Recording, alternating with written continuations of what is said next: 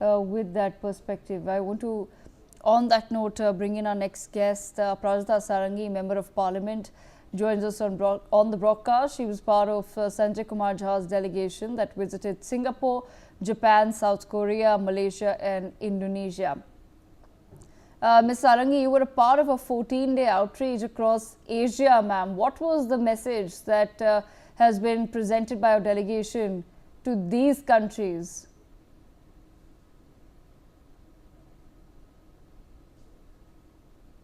As you know, we went to Japan, then thereafter we went to the Republic of Korea, then Indonesia, then Singapore and then Malaysia. And in all these 5 countries, we have had very good interaction with different segments of population. We met the political setup. We also met the bureaucracy. We met the youth, the women, the community associations, the Indian diaspora, the Pravasi Bharatiya, and of course, different kinds of people from different walks of life who are pursuing different professions, and think tanks and academia too.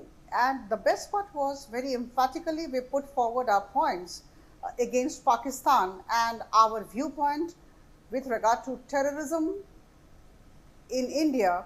And I must tell you with a lot of satisfaction that all of them, all people of different segments, actually listened to our points of view very patiently, gave us a very good hearing. It was a discussion at length, and we are extremely pleased to inform you that the voice of India was heard by all.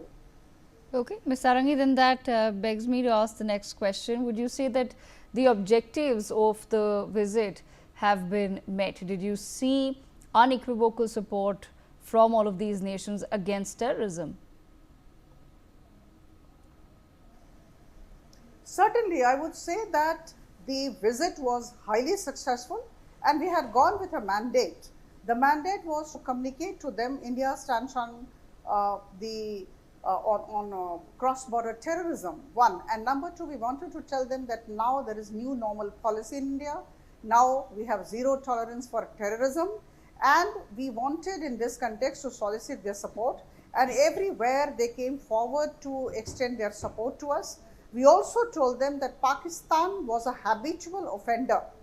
Since 1947, when Pakistan was created till date, Pakistan has been indulging in terrorist activities one after the other. In 1947-48 it started, and then thereafter we went to 1965 war, and then thereafter it was 1999 Kargil war, then we come to 2008 Mumbai blasts, then in 2016 we had the Pathankot and Uri terrorist activities.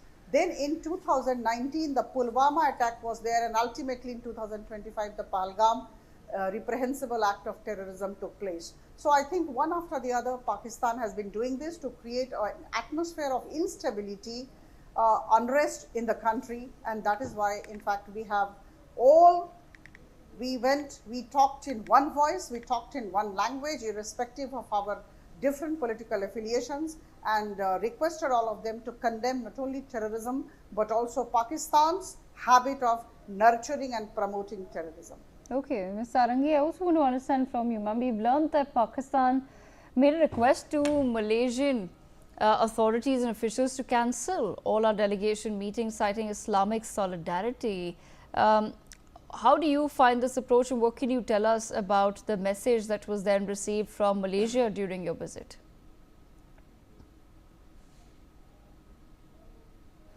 I'm not surprised at all. Pakistan would do its bit. Pakistan thinks that Malaysia has a huge number of Muslim people within its boundaries, and that is why Malaysia will come forward in support.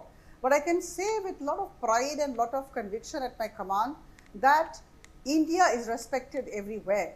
So since the parliamentary delegation from India had gone, the Malaysian political leaders and those who matter in the political setup all met us and gave us a hearing, and we are thankful to them for that. Absolutely. Aparajita, we also want to understand from you, did you manage to present evidences of Pakistan's cross-border terrorism?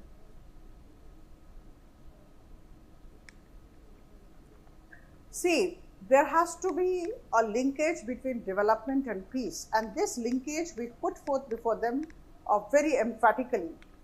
India is completely focused on development. We are on the cusp of progress, and we are growing by leaps and bounds, and we gave them facts and statistics which I'm sure they appreciated.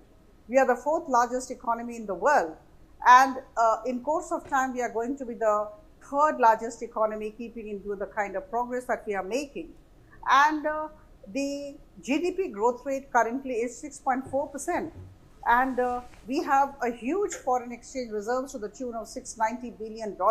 And the retail inflation in India is coming down with every passing moment. Right now, it has come down to 3.16%. So I think having a huge capital, a huge foreign exchange reserves, one, and number two, declining retail inflation are very good signs, and they are attractions for the global capital investment in the country.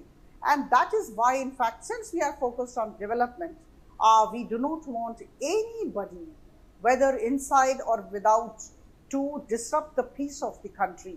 So anybody, whether it is Pakistan or any other country or any organization within the country, would not be allowed to disrupt the peace of the country. There is zero tolerance to terror. Okay, Aparajita ji, on that note, since you're talking about countries other than Pakistan, I want to understand from you, ma'am, my last question to you. Was your delegation able to somewhere perhaps raise the matter of China's explicit support to Pakistan? See, I can only say that every country has its own internal issues, and we must respect them. We also have our own set of internal issues.